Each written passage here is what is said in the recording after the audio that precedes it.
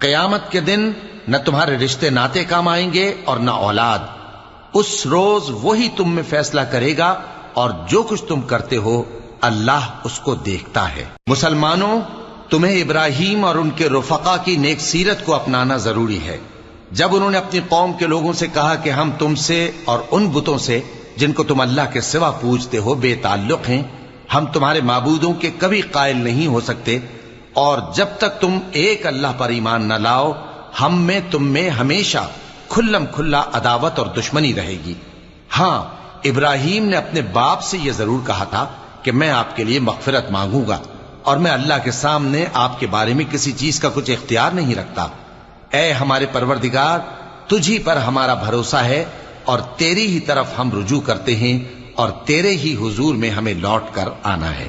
اے ہمارے پروردگار، ہم کو کافروں کے ذریعے فتنے میں نہ ڈالنا